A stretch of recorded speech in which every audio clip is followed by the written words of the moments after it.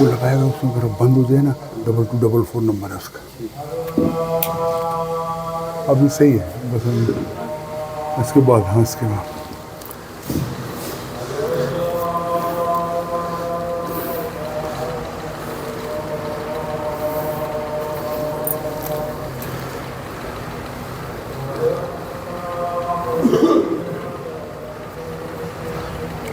شان محمد رسول اللہ.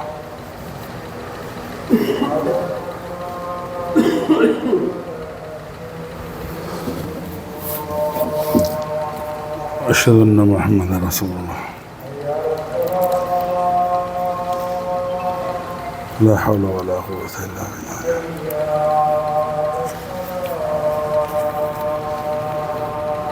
لا حول ولا قوة الا بالله.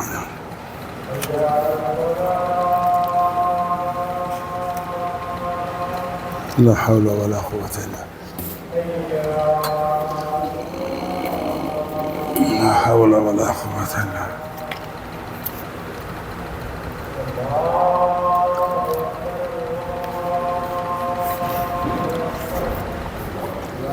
اللہ اکبر.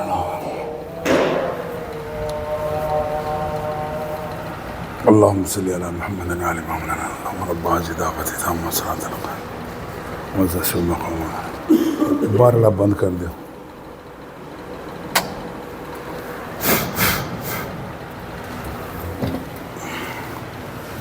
الحمد لله نحمده ونستعينه ونستغفره ونعوذ بالله من شرور أنفسنا ومن سيئات أعمالنا. من يهده الله فلا مضل له ومن يضلل فلا هادي له. وأشهد أن لا إله إلا الله وأشهد أن محمدا عبده ورسوله. أما بعد فإن الخير الحديث كتاب الله وخير الهدي هدي محمد صلى الله عليه وسلم وشر الأمور محدثاتها وكل محدثة بدعة وكل بدعة ضلالة وكل ضلالة في النار. أعوذ بالله من الشيطان الرجيم. أن أقيموا الدين ولا تتفرقوا فيه. وقال الله تبارك وتعالى هو الذي أرسل رسوله بالهدى ودين الحق ليظهره على الدين كله ولو كره المشركون. وقال الله تبارك وتعالى ولا تهنوا ولا تحزنوا أنتم الأعلون إن كنتم مؤمنين. رب اشرح لي صدري ويسر لي أمري واحلل عقدة من لساني يفقهوا قولي. اللهم أرنا الحق حقا وارزقنا اتباعه وأرنا الباطل باطلا وارزقنا اجتنابه. آمین یا رب العالمین. ایک شخص بیمار ہو اور اس کی بیماری بھی ایسی ہے تو جان لیوا ہو تو یقیناً وہ شخص فکر کرتا ہے، سوچ بچار کرتا ہے، مشورہ کرتا ہے، تدبیر کرتا ہے، علاج کرتا ہے، بہتر سے بہتر طبیب کی طرف رجوع کرے گا، کیونکہ اس کو معلوم ہے کہ اگر ہم اپنے علاج کی توجہ نہیں دیں گے تو شاید ہماری زندگی کو نقصان پہنچے. بالکل یہی چیز آج کل بحیثیت انسان مسلمانوں کی ہے. پوری امت مسلمہ بیمار ہے، پوری امت مسلمہ ناتواں ہے، مشکلات کے اندر گھری ہوئی ہے. اور یہ بھی جان لیجئے کہ امت مسلمہ کے لوگوں کو جو ذی فہم ہیں، جی شعور ہیں، سمجھنے والے ہیں، غور فکر کرنے والے ہیں، وہ یہ جانتے ہیں کہ امت مسلمہ بیمار کیوں ہیں. کیا اللہ تعالیٰ کی طرف سے کوئی ایسی چیز ہمارے سامنے آئی ہے کہ اللہ تعالیٰ ہمیں تندرستی عطا نہیں کرنا چاہتا، یا ہمارے ذمہ یہ ہے کہ ہم خود اپنے علاج کی طرف سے غفلت برتتے ہیں. اللہ سبحانہ و تعالیٰ نے انسانیت کے لیے جو آخری نمونہ، آخری پیغام بھیجا ہے اس کو ہم چھوڑ چکے ہیں، یہی ہمارا علاج ہے. لیکن ہم متوجہ نہیں ہوتے. ہر شخص یہ چاہتا ہے کہ اس دنیا کے اندر مختصر سی زندگی کے اندر سکون حاصل ہو، امن حاصل ہو، پریشانیاں نہ ہوں، دکھ بیماریاں نہ ہوں. کسی قسم کی پریشانی میں امت مسلمہ اور پوری انسانیت مبتلا نہ ہو. لیکن معاملہ اس کے برعکس ہے. اس کی وجہ کیا ہے کہ اللہ سبحانہ و تعالیٰ اپنے کلام کے اندر فرماتے ہیں ان اقیموا الدین ولا تتفرقوا فیہ، اے لوگو تمام لوگ اکٹھے ہو جاؤ، اللہ کے دین کو قائم کر دو اور آپس میں اختلاف میں نہ پڑو۔ تین چیزیں ہو گئیں، دین کو قائم کرو، اکٹھے ہو جاؤ اور اختلاف میں نہ پڑو۔ اگر غور کرو ہم نے دین کو قائم کرنے کا جو فرض بے منصبی اللہ سبحانہ و تعالیٰ نے ہر مسلمان کی ذمہ لگایا تھا، اس سے تو غافل ہم ہو ہی چکے۔ اور اللہ سبحانہ نے کہا تھا کہ اے مسلمانوں یاد رکھو تفرقہ بازی مت کرنا، ایک گروپ بننا، ایک جماعت بننا، تمہارا ایک نصب العین ہو، ایک مقصد ہو، ایک منہج ہو، ایک طریقہ ہو، ایک راستے پہ چلنے کا تمہارے پاس ارادہ اور قوت ہو۔ لیکن بدقسمتی سے یہ تمام چیزیں بھی ہم چھوڑ چکے ہیں۔ اور اس کے بعد اللہ سبحانہ و تعالیٰ نے امت مسلمہ کے لیے ایک بہت بڑا پیغام بھیجا، وہ پیغام قیامت تک کے لیے ہے۔ وہ کیا ہے؟ اللہ تعالیٰ فرماتے ہیں وَكَذَلِكَ جَعَلْنَاكُمْ أُمَّةً وَسَطًا لِتَكُونُوا شُهَدَاءَ عَلَى النَّاسِ، اے لوگو یاد رکھو کہ اللہ سبحانہ و تعالیٰ نے تمہیں امت وسط میں پیدا کیا ہے، لِتَكُونَ شُهَدَاءَ عَلَى النَّاسِ، تاکہ تم لوگوں کے اوپر گواہ بن جاؤ، وَيَكُونَ الرَّسُولُ عَلَيْكُمْ شَهِيدًا، اور اللہ کے رسول تم پہ گواہ بن جائیں۔ اب سوچنے کی بات یہ ہے کہ ہم لوگوں کے اوپر گواہ کیسے بنیں، اور گواہی کس چیز کی؟ رسول اکرم صلی اللہ علیہ وسلم قیامت والے دن ہمارے خلاف گواہی دیں گے، وہ کہیں گے کہ میں نے تمام چیز پہنچا دی تھی لیکن اس کو میری امت نے اس کے اوپر عمل نہیں کیا۔ اور اللہ کے رسول صلی اللہ علیہ وسلم کے بارے میں آتا ہے کہ ایک مرتبہ اپنے کسی صحابی سے فرمائش کی کہ مجھے قرآن سناؤ، تو اس شخص نے اللہ کے رسول کو یہ آیت سنائی وَكَذَلِكَ جَعَلْنَاكُمْ أُمَّةً وَسَطًا لِتَكُونُوا شُهَدَاءَ عَلَى النَّاسِ وَيَكُونَ الرَّسُولُ عَلَيْكُمْ شَهِيدًا۔ جب یہاں پہنچا دیکھا کہ اللہ کے رسول صلی اللہ علیہ وسلم کے آنسو بیر بہہ رہے ہیں، داڑھی تر ہو چکی ہے۔ صحابہ نے پوچھا یا رسول اللہ یہ آیت آپ پہ نازل ہوئی ہے، نئی نہیں ہے، آپ کو رلایا کس چیز نے؟ کہنے لگے وہ کیسا دن ہوگا جب میں کھڑا ہو جاؤں گا، حشر کا میدان ہوگا، مجھے گواہی مجھ سے طلب کی جائے گی، میں کھڑا ہو کے کہوں گا کہ میں نے دین پہنچا دیا اور میری امت غافل اس سے رہی۔ چھوٹی بات نہیں ہے، یہ بہت بڑی بات ہے۔ ہم نے دین کو چھوڑ دیا اور اسی وجہ سے دنیا کی تمام مصائب ہمارے اوپر نازل ہو گئیں۔ ظہر الفساد فی البر والبحر بما کسبت ایدی الناس، زمین میں اور خشکی میں اور تری میں ہر جگہ فساد برپا ہو گیا۔ وجہ کیا ہے؟ بما کسبت، جیسا کہ تم نے کیا، ایدی الناس، لوگوں کے ہاتھوں سے جو کیا دھرا ہے اس کی وجہ سے سارا حل ہوا۔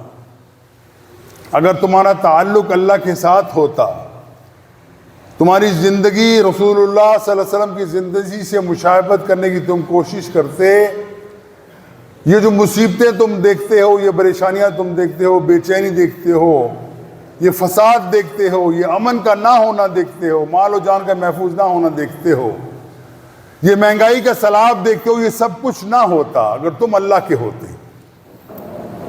لیکن ہم نے کچھ بھی نہیں کیا، اور فرمایا وَمَن يَتَوَكَّلْ عَلَى اللَّهِ فَهُوَ حَسْبُهُ، جو لوگ اللہ کے اوپر توکل کرتے ہیں، اللہ کے اوپر بھروسہ کرتے ہیں، اللہ کے اوپر ایمان لا کے اس کے اوپر توکل کر جاتے ہیں، فَهُوَ حَسْبُهُ، تو اللہ سبحانہ و تعالیٰ ان کے لیے کافی ہے۔ بھائیو ایک چیز تو یہ ہے کہ ہم دنیا کے اندر ہمیں اللہ تعالیٰ کامیابی اور کامیابی عطا فرمائے، یہ معمولی چیز، اللہ تعالیٰ ہمارے دلوں میں خوف مٹا کے امن پیدا کر دے، معمولی چیز، ہماری مال اولاد محفوظ ہو جائے، معمولی چیز، اللہ تعالیٰ ہمیں اولاد دے، صالح دے، سب چیز دنیا کی تمام سہولتیں اللہ تعالیٰ میں عطا کرے، مال دے، جائیداد دے، منصب دے، تمام چیزیں عطا فرمائے، یہ بہت ہی معمولی چیز ہے اس کے مقابلے میں جو قیامت والے دن اللہ سبحانہ و تعالیٰ اپنے نیک بندوں کو عطا کرے گا۔ وہ کیا ہے؟ کہ میدان محشر کے اندر اللہ تعالی ہمیں ذلیل ہونے سے بچا لے، میدان محشر کے اندر ہمارا نام لیا جائے، ان کامیاب لوگوں کی صفوں کے اندر ہمیں کھڑا کر دیا جائے کہ یہ لوگ وہ ہیں جو کامیاب ہوئے ہیں، یہ وہ لوگ ہیں جنہوں نے زندگی گزاری ہے میرے رسول کے طریقے کے مطابق، اور آج ان کو سرفراز کیا جاتا ہے اس اعلیٰ پیمانے کے اوپر، اس اعلیٰ مرتبے کے اوپر جس کا وعدہ کیا گیا تھا۔ حقیقت یہی ہے، اگر یہ ہمارے دل کے اندر صرف ایک نقطہ یہ جانگزیں ہو جائے، پکا ہو جائے کہ ہمیں اللہ سبحانہ و تعالیٰ کی عبادت کے اندر اپنے آپ کو منہمک کر دینا ہے، مشغول کر دینا ہے، دنیا کی کوئی چیز، دنیا کی کوئی خواہش ہمیں اللہ تعالیٰ کے احکامات کو روکنے میں ہمارے ساتھ متعاون نہ ہو، ہم اسے تعاون حاصل نہ کریں، اللہ تعالیٰ کی بات ماننے کے لیے بلا شرط تیار ہو جائیں، سمجھ لو کہ تمہاری کامیابی کی پہلی سیڑھی کے اوپر تم نے قدم رکھ دیا۔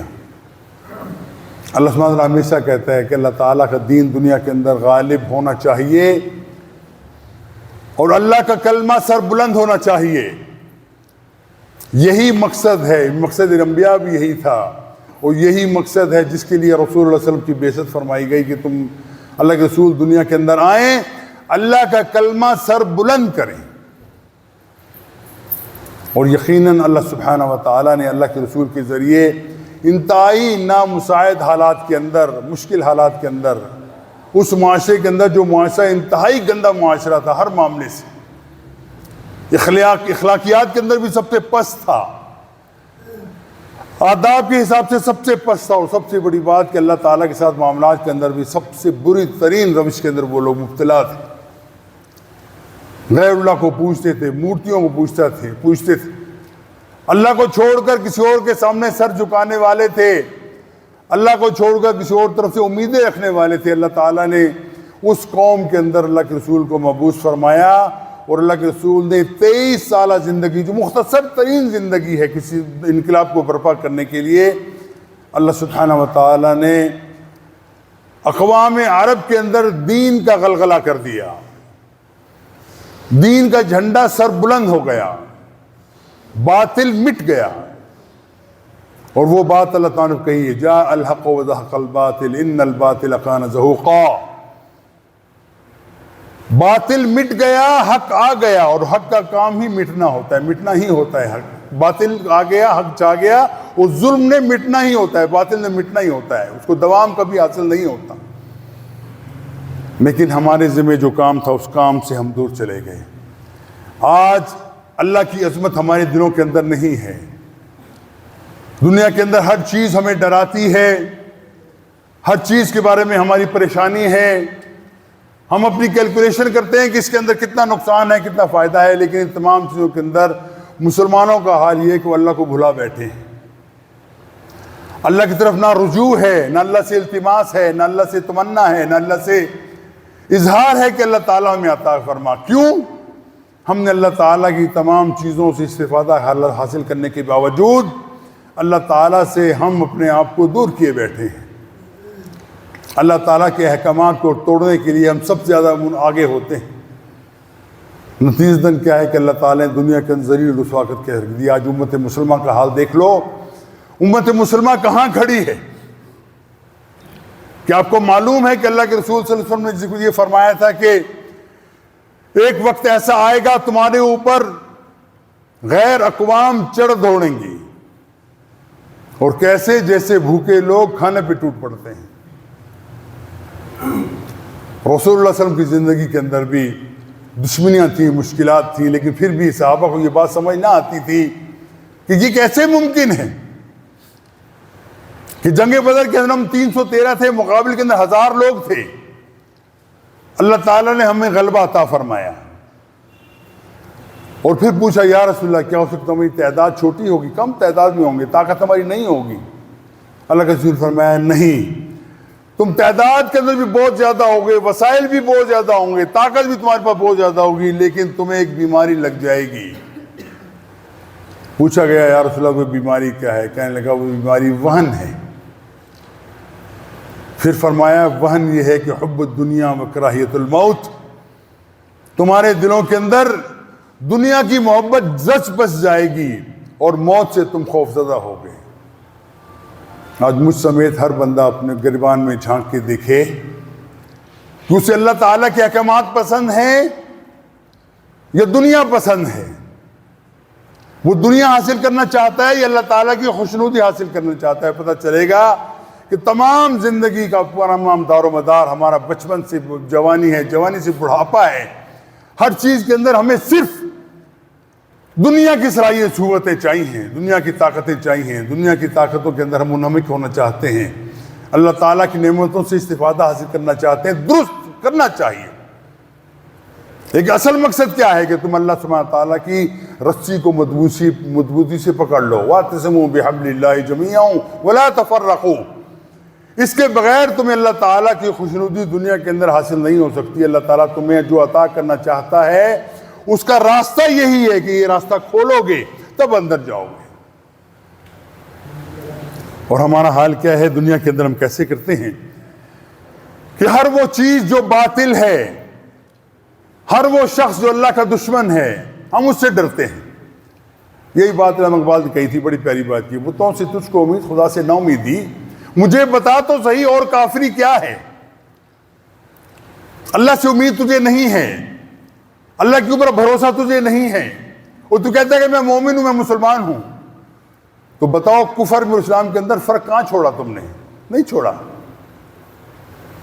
اپنی زندگی کو تم گزارنے کے لیے، اپنی من چاہی زندگی گزارنے کے لیے صبح شام تیار ہوئے، اللہ اور اللہ کے رسول کے احکامات کو تم نے پیچھے ڈال دیا، اور پھر کہتے ہو کہ ہمارے اوپر ظلم ہو رہا ہے، معاشرے کے اندر بگاڑ پیدا ہو گیا ہے، ہمارے اوپر ظالم مسلط ہو گئے۔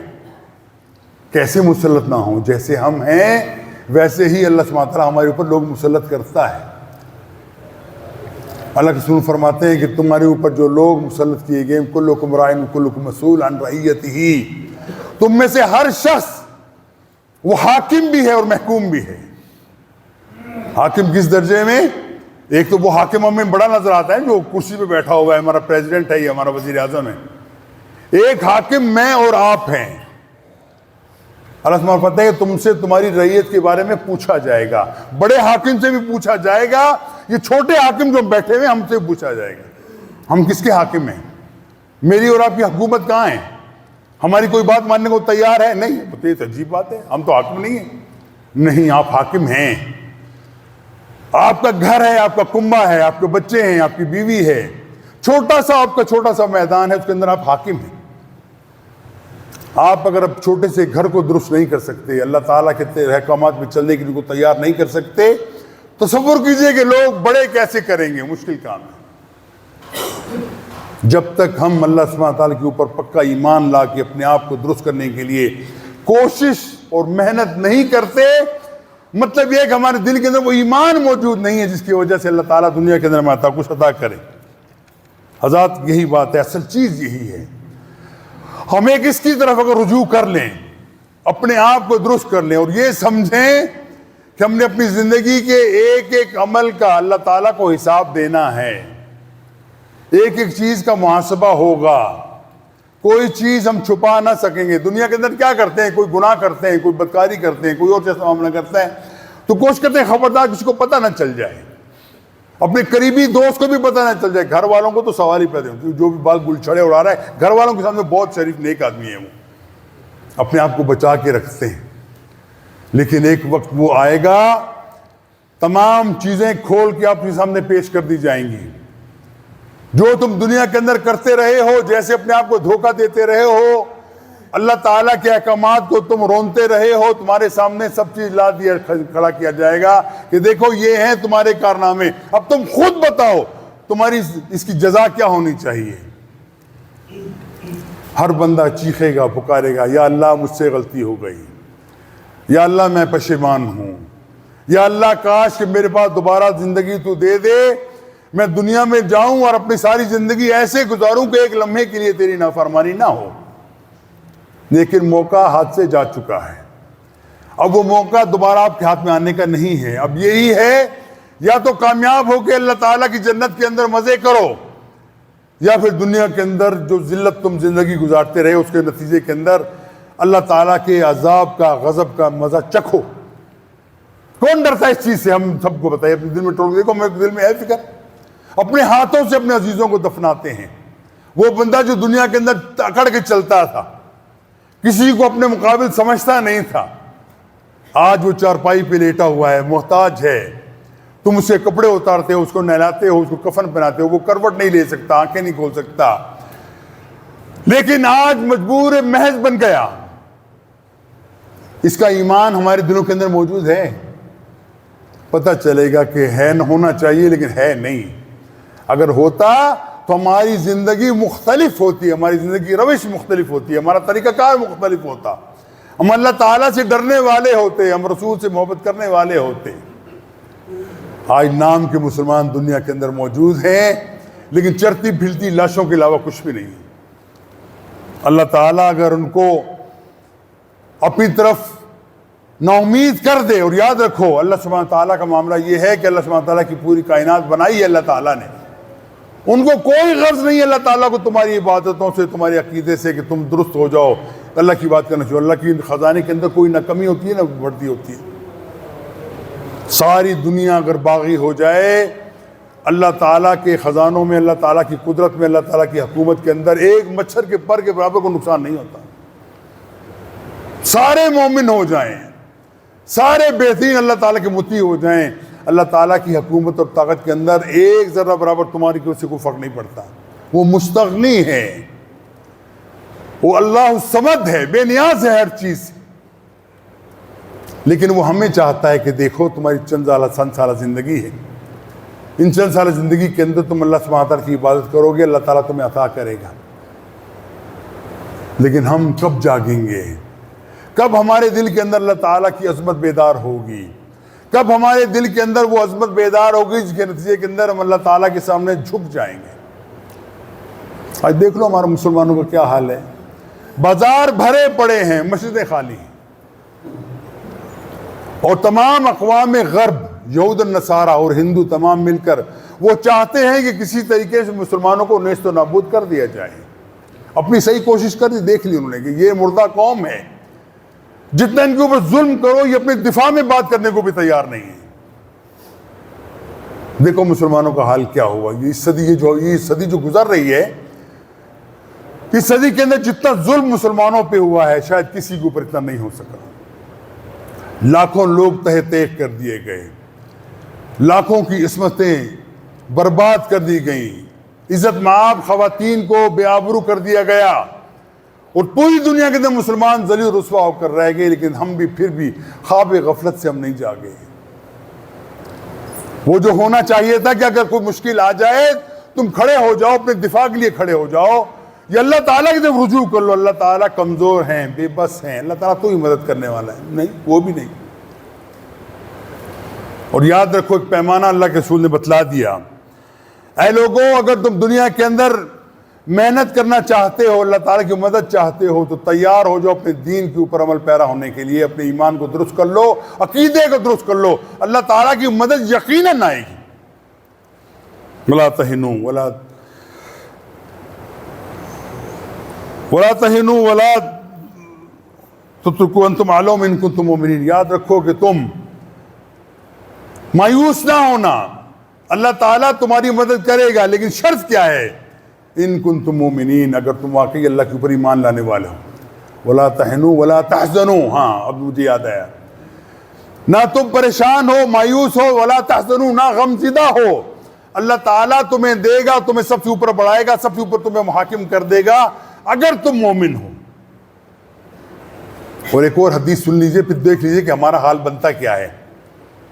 دنیا کے اندر 2 ارب سے زیادہ مسلمان چلتی پھرتی لاشیں بنی ہوئی، اور اللہ کے رسول کیا فرماتے ہیں؟ اے لوگوں اگر تم میں سے 20,000 لوگ، ایک اور روایت کے اندر 12,000 لوگ، 12,000 لوگ ایمان والے، ثابت والے، صحیح عقیدے والے، اگر وہ اللہ تعالیٰ کی دین کی سربلندی کے لیے کھڑے ہو جائیں، دنیا کی کوئی طاقت ان کو شکست نہیں دے سکتی۔ یہ حدیث سامنے رکھیے، پھر دیکھیے کہ ہمارے وہ دنیا کے اندر ہمارے ساتھ کیا حال ہو رہا ہے۔ 100% درست بات ہے کہ ہمارے پاس وہ ایمان موجود نہیں ہے جو ہونا چاہیے تھا، وہ طریقہ ہمارے پاس موجود نہیں، اس کے نتیجے کے اللہ تعالیٰ ہمیں عطا کرتا، وہ ہے ہی نہیں ہمارے پاس۔ جن کے اندر ایمان کی رتی بھی ہے. دیکھو اللہ تعالیٰ نے ان کو کیسی سرخی عطا فرمائی. دنیا کے سب سے بڑی قوتوں کا اکٹھ ہوتا ہے. ساری دنیا کے باطل لوگ اکٹھے ہو کے ایک جگہ پہ آتے ہیں, ایک چھوٹی سی نادار قوم کے اوپر یہ الغار کرتے ہیں, اور اربوں ڈالر, خربوں ڈالر, ٹریلینز آف ڈالر وہ لوگ صرف کرتے ہیں یہاں پہ. نتیجہ کیا ہے؟ اللہ سبحانہ و تعالیٰ ان نہتے لوگوں کی وجہ سے, جو کرسی پہ بیٹھنا بھی پسند نہیں کرتے, زمین پہ بیٹھنا ان کو زیادہ پسند ہے, اللہ تعالیٰ ان کے ذریعے ان کو ذلیل کر دیتا ہے, اس کا ناک رگڑا جاتا ہے. ہمارے برابر میں ہم دور لوگ نہیں ہیں, لیکن ان کے اندر فرق دیکھ لو. ایمانی کیفیت یقین موجود ہے, اختلاف آپ ان سے کر سکتے ہیں, لیکن حقیقت کیا ہے کہ ان لوگوں نے اپنے آپ کو چن لیا کہ وہ اللہ تعالیٰ کی پسندیدگی کے لیے اپنی جان, مال, ہر چیز قربان کرنے کو وقت تیار رہتے ہیں. آپ کو معلوم ہے, کیونکہ میرا تو تجربہ اس میں رہا ہے, میں کہتا بھی رہا ہوں کہ وہ لوگ جو پوری دنیا کی آسائشیں چھوڑ کے افغانستان کی آنکھ اندر آ کے بیٹھ گئے تھے یا پاکستان میں بیٹھے تھے, ان لوگوں کی صفات کیا تھیں آپ کبھی سوچ سکتے ہیں؟ اسامہ لادن کے بارے میں آپ دیکھ لیجیے, کیا شخص تھا وہ, شہزادوں جیسی زندگی گزارنے والا اور امیر ترین لوگوں میں شمار ہونے والا. اس کی زندگی کیسی تھی آپ سوچ نہیں سکتے کیسا تھا. وہ آ کے بیٹھ گیا یہاں پہ, کس لیے؟ لِعَلَاءِ كَلِمَةِ اللَّهِ الْعُلْيَا, تاکہ اللہ کا دین غالب ہو جائے, اس کے لیے میں محنت کروں, کوشش کروں, اپنی توانائیاں لگاؤں. اور ہمارے ملک کے اندر اس کو ریڈ کارپیٹ استقبال دیا جاتا تھا, کیونکہ اس وقت امریکہ کی آشیرواد حاصل تھی کہ امریکہ کہہ رہا ہے کہ جنگ لڑو, اس کے اندر مسلمانوں کا سخت بڑا نقصان ہونے کا اندیشہ ہے کہ رشیا تمہیں گھونپ لے گا, پکڑ لے گا. اور لوگ کیسے ہیں اب, ہم جس میں جتنے لوگ بیٹھے ہیں نا, سب لوگ اپنا حساب لگائیں کہ میرے 4 بچے ہیں, میرے 8-10 بھائی ہیں, ہم سب مل کے اللہ کے راستے میں نکلیں, اللہ کے دین کے غلبے کے لیے نکلیں, جہاد کے لیے نکلیں, کون تیار ہوگا؟ قسم کھا کے کہتا ہوں ایک بھی تیار نہیں ہوگا. وہ کہتے ہیں کہ یہ علم جو ہے نا, یہ دنیاوی علم, یہ انسان کو کیا بھی بڑے عجیب سی بات ہے, لیکن بندے نے کہا یہ نامردہ بنا دیتی ہے, اندر سے رجولیت ختم کر دیتی ہے. ہم حساب یہیں بیٹھ کے لگاتے ہیں کیا نقصان ہوگا, کیا فائدہ ہوگا. نہیں, کبھی اپنے بچوں کو نہیں بھیجیں گے ہم. ہاں, امریکہ پڑھنے کے لیے بچہ چلا جائے گا, لاکھوں بھی دے دیں گے ہم. وہاں پہ وہ تباہ ہوتا ہے, برباد ہوتا ہے, فساد ہوتا ہے, وہ دنیا کی ہر برائی کے اندر مبتلا ہو جاتا ہے, اس کی پرواہ ہم نہیں کرتے. لیکن اپنے بچوں کو اپنے گھر سے باہر نہیں نکالتے, دین کے لیے نہیں نکالتے, باقی ہر کام کے لیے نکالتے ہیں. لیکن افغانستان کا معاملہ پتہ ہے کیا, جو لوگ واقعی ان کو معلوم ہوگا, گھر کے اندر 4 لوگ ہیں تو 2 جو ہیں وہ ہمیشہ جہاد میں رہیں گے. اور جہاد بھی کیسا, نہ مال کی ضرورت ہے, نہ پیسے کی ضرورت ہے, نہ جاؤ جلال کی ضرورت ہے, نہ عہدے کی ضرورت ہے, فی سبیل اللہ نکلے اللہ کے راستے میں جہاد کرنے کے لیے نیتیں ہیں. اور صرف یہ نہیں, پوری دنیا کی مسلم اقوام ہم نے اکٹھی دیکھی اس جہاد کو کرتے ہوئے, ہم نے دیکھا. مجھے اچھی طرح یاد ہے, پہلے میں آپ کے سامنے ذکر کر چکا ہوں کہ ایسا وقت بھی آیا, میں نے گنا کہ تقریباً 17 لوگ ایک دسترخوان پر بیٹھے ہوئے کھانا کھا رہے تھے, جس کے اندر عرب بھی تھے, اس کے اندر یورپین بھی تھے, امریکن بھی تھے, انڈین بھی تھے, بنگلہ دیش کے بھی تھے, اور مسلمانوں کے ہر ملک سے وہاں پہ لوگ موجود تھے. مطمئن نظر کیا تھا؟ لِعَلَاءِ كَلِمَةِ اللَّهِ الْعُلْيَا, کہ اللہ کا دین سر بلند ہو جائے, اور اللہ تعالیٰ نے ان کو عطا کیا. ہوتی رہی, سازشیں ہوتی رہی, امریکہ بھی سازش کرتا ہے. وہی لوگ جو ہیرو ہوا کرتے تھے, جب وہ اس وقت رشیا کے ٹکڑے ہو گئے, یہی لوگ ہیرو سے زیرو بنا دیے گئے, یہی دہشت گرد بنا دیے گئے. اور پھر اللہ تعالیٰ نے ان کو دوبارہ تمکنت عطا فرمائی, قوت عطا فرمائی, اللہ تعالیٰ نے ان کی نصرت فرمائی, انہوں نے اپنے اقتدار حاصل کیا. اور آج دیکھو دنیا کے اندر, وہ دنیا کی ٹاپ کی نیشن کے اندر وہ آ رہے ہیں, آپ کو معلوم نہیں ہے شاید, جتنے اللہ تعالیٰ ان کو دنیا کے خزانے عطا کر رہا ہے, ہم سوچ بھی نہیں سکتے کبھی ایسے. خربوں ڈالر کے ایسیٹس ان کو پیدا اللہ تعالیٰ نے دکھا دیے فلاں فلاں جگہ تمہارے میں. اور وہ ملک جو غربت اور افلاس کا مارا ہوا تھا, پسماندہ تھا, بہت پیچھے تھا, لوگ چھوٹی چھوٹی بات کے اوپر قتل کیا کرتے, عادت ہو گئی تھی قتل کرنا, خون کرنا ان کی مشکل تھا ہی نہیں. اللہ تعالیٰ نے جب ان کے اوپر تھوڑی سی رحمت فرمائی, اور اللہ تعالیٰ نے کو عطا کیا کہ واقعی تم نے دین کے لیے قربانیاں دی تھیں, میں تمہیں عطا کرتا ہوں, آج جا کے دیکھو تورخم سے اس طرف ہو جاؤ, امن کے علاوہ کچھ آپ کو نہیں ملے گا. وہ لوگ جن سے امریکہ ڈرتا ہے, امریکہ تم سے نہیں ڈرتا, یاد رکھو, تم ایٹم بم بنا کے بیٹھے رہو, یہ کھلونے تمہارے کام آئیں گے, تمہارا کوئی غرض بھی قوت تم سے نہیں ڈرتی. تم تو غلام ہوئے نا, غلاموں سے کون ڈرتا ہے؟ غلاموں کو تو آرڈر دیا جاتا ہے کہ یوں کرو یوں نہ کرو. ہاں ان سے ڈر ہے کہ دنیا کی 12 قوموں کو, جس کے اندر دنیا کی طاقتور قومیں شامل ہیں, اس میں ایشیا کے لوگ شامل نہیں ہیں, نہ چائنا ہے, نہ اس کے اندر رشیا ہے, نہ جاپان ہے, یہ لوگ نہیں ہیں, لیکن یورپ کی تمام اقوام, یورپی یونین کے تمام لوگ, امریکہ کے تمام الائز, وہ تمام اس کے اندر شامل تھے. لیکن شکست دینا اور فتح دینا اللہ کا کام ہے. یہ تمہارے مال و اسباب قوتیں تمہیں شکست نہیں دے سکتی, نہ تمہیں فتح دے سکتی. اللہ تعالیٰ نے کو عطا کیا اور دنیا کے اندر عطا کیا, اور دیکھا دنیا نے کہ آج دیکھو وہ کیسے وہ پگڑی پہن کے اور اس شلواریں سفید پہن کے وہ جب پہنچتے ہیں, ان کے سامنے جھک کے امریکن ملتے ہیں, یو این او والے ان کو جھک کے ملتے ہیں. تو سوچے اسلام کی عظمت تو یہی ہے. ہم کہاں بیٹھے ہیں؟ ہم سے 5 وقت کی نماز پڑھنے کے لیے ہم روادار نہیں ہیں. ہمیں اتنی تکلیف ہوتی ہے, نماز بھی پڑھنے کو تیار نہیں ہے. جتنے لوگ یہاں پہ بیٹھے ہوئے, مجھے بتاؤ کہ تم واقعی مسلمان ہو. اللہ تعالیٰ نے جمعہ فرض کیا ہے, ظہر اثر مغرب عشاء فرض نہیں کی کیا تم اللہ تعالیٰ کی ایک بات کو مانتے ہو کو نہیں مانتے؟ افتؤمنون ببعض الکتاب وتکفرون ببعض. اتنی بڑی اللہ تعالیٰ کی طرف سے یہ دھمکی ہے, سمجھو کہ تمہارا حال ایسا ہے کہ تم اللہ تعالیٰ کی کچھ چیز کو مانتے ہو, کچھ کو انکار کر دیتے ہو. پھر فرمایا اس کا کیا سزا کیا ہوگی کہ دنیا کے اندر ذلیل کر دیا جائے, آخرت کے اندر عذاب کے اندر جھونک دیا جائے تم کو. صرف نماز کی بات ہو رہی, باقی تو باقی چھوڑ دے. آج دنیا کے اندر ہم مسلمان ان کے نیچے لگے ہوئے جن کو اللہ سبحانہ تعالیٰ نے قرآن کے اندر, یہ کون ہے؟ قرد والخنازیر.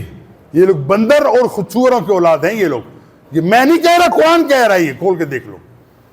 ہم ان کے نیچے لگے ہوئے, ان کو آرڈر آتا ہے, سلوٹ کرتے ہیں ہم صبح شام. چھوٹے سے لے کے بڑے سے بڑا تک وہاں سے آرڈر دیتا ہے. ہمارے جنرل صاحب بھی وہیں سے آرڈر لیتے ہیں, ہماری تمام ایجنسیاں وہیں سے آرڈر لیتی ہیں.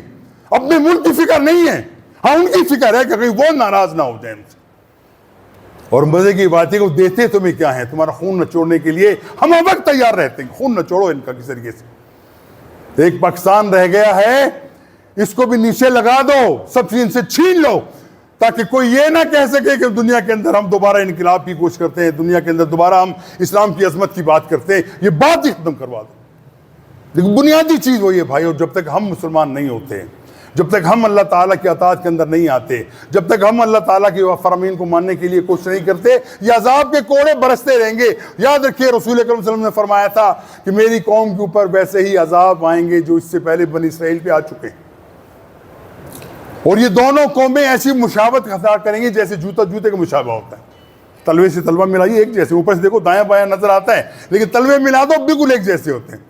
یہ اللہ کے رسول صلی اللہ علیہ وسلم نے یہ ارشاد فرمایا, یہ ہمیں بتلایا, انذار کیا, خبردار کیا کہ یاد رکھو اگر تم اللہ تعالیٰ کے معاملات کے اندر اپنے آپ کو درست نہیں کرو گے, اللہ تعالیٰ کے احکامات کو ماننے کے لیے تیار نہیں ہوگے, تمہارا حال وہی ہوگا جس سے پہلے یہود و نصارہ کا ہو چکا ہے. یہودیوں کی بات کرتے ہیں, باقی کو چھوڑ دو. کیا کیا ہوا یہودیوں کے ساتھ دنیا کے اندر؟ ہماری ذات نامنیاب سیولائز قومیں بھی اس کو مانتی ہیں کہ یہودیوں کے ساتھ وہ ہوا ہے کہ انسانیت میں کسی کے ساتھ ایسا نہیں ہو سکا. لاکھوں لوگ قتل کر دیے گئے, لیکن ان کی خباستیں ختم نہیں ہوئیں. وہ تمہیں بھی چاہتے ہیں ایسا ہو. دیکھو تمہارے برابر افغانستان کے اندر لاکھوں لوگ قتل ہوئے کہ نہیں ہوئے؟ جاؤ لبنان میں, سیریا میں دیکھو, فلسطین میں دیکھو, مصر میں دیکھو, ایریٹریا میں دیکھو, سوڈان میں دیکھو, فلپائن میں دیکھو, کہاں مسلمانوں کا خون نہیں بہا, کہاں مسلمانوں کی عزتیں نیلام نہیں ہوئی. لیکن ہم ٹس مس نہیں ہوئے. زمین جنبت نہ جنبت گل محمد, جب محمد میں گل نہیں اٹھنا پائے کچھ بھی ہو جائے. اس دھوکے میں مت رہنا کہ خاموشی سے ہم زندگی گزارتے رہیں گے. اگر نہیں مانو گے اللہ تعالیٰ کا عذاب آئے گا تم پہ, ضرور آ کے رہے گا. یہ اللہ تعالیٰ کا حکم ہے, کبھی چھوڑتا نہیں. اللہ تعالیٰ جو اس کے حقوق توڑتے ہیں, اللہ تعالیٰ ان کو آزمائش کے لیے ٹائم ضرور دیتا ہے کہ جاؤ آزادی ہے, جو جی چاہے کرو. لیکن ایک وقت ایسا ہے کہ اللہ تعالیٰ پکڑ لیتا ہے, اور پکڑ کی صورت کیا ہے؟ یا تو تمہارے اوپر یہ الغار ہو جائے کفار کی, تمہیں اپنے گھروں کے اندر قتل کر دیا جائے, یا تمہاری زندگی کو اجیرن کر دیا جائے کہ تم جینے کے قابل نہ رہو. وہ تو ہمارے ساتھ ہو رہا ہے ابھی. کیا نہیں ہو رہا اس وقت؟ میں اور آپ سفید پوش آدمی جس کے ہمارے وسائل نہیں ہیں, ہمارا حال کیا ہے؟ مہینے کے اینڈ کے اوپر جو تنخواہ دار بندہ ہے 50-60 ہزار لینے والا یا 1 لاکھ روپے لینے والا, وہ پریشان ہے کہ بچوں کی فیسیں دوں, کھانا لے کے آؤں, بل دوں, کیا کورس کروں, کچھ نہیں کر سکتا. سوائے رونے کے کچھ حال نہیں ہے، لیکن پھر بھی خاموش ہے، نکلتا نہیں ہے کام کر، اپنی بات کو احتجاج بلند کرنے کے لیے تیار نہیں ہے وہ۔ اس کے مقابلے کے اندر جو اللہ تعالیٰ نے ہمارے اوپر ظالم مسلط کیے ہیں، اللہ تعالیٰ نے مسلط کیے ہمارے اعمال کی وجہ سے، ان کا حال دیکھ لو کتنی ان کی شان ہے۔ اور میں کبھی دیکھتا ہوں میرے بچے بھی مجھے کہتے، بچے بیٹھے ہوتے ہم جاتے ہیں، ابو یہ بھی سرکاری گاڑی، یہ بھی سرکاری گاڑی، یہ بھی سرکاری گاڑی، ہر دوسری چوتھی گاڑی آپ کو گرین پلیٹ والی ملے گی۔ اس کا پیٹرول کہاں سے آتا ہے، اس کے اخراجات کہاں سے آتے ہیں، اس کی مینٹیننس کہاں سے آتی ہے، میرا اور آپ کا خون چوس کر ان کو مینٹیننس کی جاتی ہے، کوئی ان کو احساس نہیں کہ ہم کیا کر رہے ہیں۔ گاڑیاں لی ہوئی ہیں اور کبھی نادرن ایریا کے اندر پھریں، کبھی کشمیر میں چکریں لگا رہے ہیں، گھوم پھر رہے ہیں، عیاشیاں کر رہے ہیں یہ لوگ، کوئی پوچھنا نہیں۔ اس کی وجہ کیا ہے؟ جو پوچھنے والا ہے وہ بھی سب سے بڑا چور، اس کے متحد ہیں وہ بھی اس سے چور ہیں، کیا کریں گے؟ لیکن اللہ تعالیٰ کے ساتھ اپنے تعلق قطعی طور پہ مٹا چکے ہیں، کبھی بننا بھی نہیں چاہتے۔ حضرات باتیں یہ تلخ ہیں لیکن حقیقت اس میں کوئی شک نہیں ہے، ہمارا کسی سے کوئی مقصد نہیں، ہم تو حق بات کہتے ہیں، کوئی بات مانے یا نہ مانے حق بات کہیں گے، حق بات کہنے سے پیچھے نہیں رہ سکتے، چاہے کسی کو خفا ہوتا ہے، کوئی ناراض ہوتا ہے، جو ہمیں دھمکے دے، جو مرضی کرے، حق بات ہم نے کہنا ہے۔ لیکن سب سے بڑا حق یہ ہے کہ ہم اللہ تعالیٰ کے ساتھ خیانت کے مرتکب ہیں، اللہ تعالیٰ کے ساتھ ہیں، باقیوں کو تو چھوڑ دو۔ اللہ تعالیٰ کے احکامات کو ماننے کے لیے ہم قطعی طور پہ تیار نہیں ہیں۔ ہر بندہ اپنے دل میں ٹول کے دیکھ رہے کتنی عظمت ہے میرے دل کے اندر اللہ اور اللہ کے رسول کی، پتہ چلے گا زیرو ہے۔ زبانی قصہ ہے کہ میں اللہ رسول سے بڑی محبت کرتا ہوں، اللہ تعالیٰ اللہ رسول کی زلفیں دیکھو، اتنا حسن دیکھو، یہ سب کہی جاتی ہے، لیکن جب بات آئے کہ اللہ کے رسول ہم آپ سے محبت کرتے ہیں لیکن آپ کی بات ماننے کو ہم تیار نہیں ہیں، اور کیا ہوتی ہے؟ بغاوت یہی تو ہوتی ہے، یہی تو ڈھٹائی ہے کہ میں اپنے باپ کو کہوں باپ میں تیرے ساتھ بڑی محبت کرتا ہوں، تیرے پہ جان نشاور کرتا ہوں، لیکن باپ کہے پانی دے، پانی دینے کو تیار نہیں ہوں، باپ کے فلاں کام وہ کام کرنے کو تیار نہیں ہوں، محبت کہتا ہوں بڑی بہت زیادہ ہے۔ ہمارا بھی حال یہی ہے۔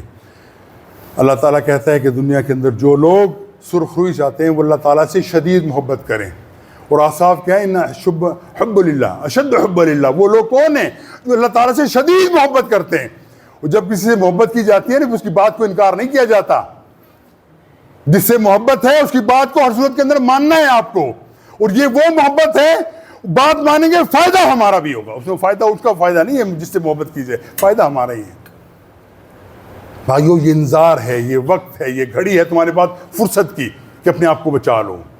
میٹھی میٹھی باتیں یہاں نہیں ہوتی، سب سے پہلے میں سمجھتا ہوں کہ اللہ تعالیٰ مجھے اپنا مطیع بنا لے، میرے دل کے اندر فساد نکل جائے، میرے دل کے اندر جتنے شیطانی خیرات اللہ تعالیٰ ان سے نکال لے، اور تمنا کرتے ہیں یا اللہ تمام مسلمانوں کے دلوں کے اندر اپنی عظمت کو بیدار کر دے، دنیا کے اندر اللہ عظمت بیدار کر کے ہم اللہ کے مطیع ہو جائیں۔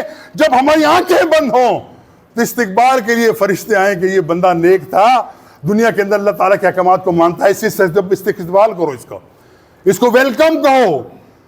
اور کیا فرمایا اللہ کے رسول نے؟ جو بندہ ایسا ہو دنیا کے اندر آخرت کی فکر کرتا رہا، اپنے آپ کو حرام سے بچاتا رہا، اللہ تعالیٰ کے اصولوں پہ چلتا رہا، جب وہ فوت ہوا قبر اس کا استقبال کرتی ہے، اشرفو من الجنہ، اس کو البسو من الجنہ، کیا کہتی ہے قبر؟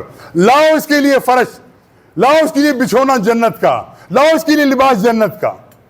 یہ کس کو کہا جائے گا؟ اور اگر ایسا معاملہ برعکس ہے، اللہ نہ کرے ایسا ہو ہمارے ساتھ، لیکن لگتا ہے کہ اس کے علاوہ ہمارا چھٹکارا نہیں ہے، کیا ہوگا؟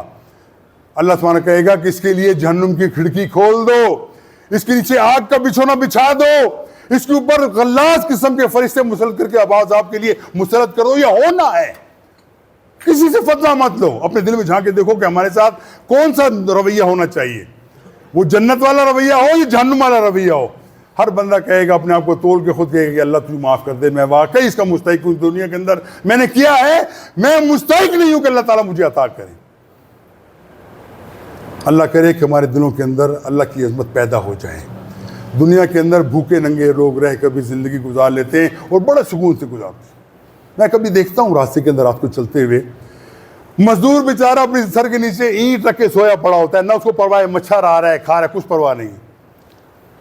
اس کے مقابلے کے اندر اللہ تعالیٰ جب سکون چھین لیتا ہے پھر کیا ہوتا ہے کہ تمہارا گھر ہے بہترین، تمہارا بیڈ روم ہے، اے سی لگا ہوا ہے، ہر چیز دنیا کی موجود ہے، خوشبوئیں تمہارے گھر کے اندر آ رہی ہیں، ہر چیز ہے، لیکن لیٹا ہوا بندہ اس کو نیند نہیں آتی، سکون اس کو نہیں آتی، ٹینکلائزر لیتا ہے، وہ گولیاں لیتا ہے، کیوں؟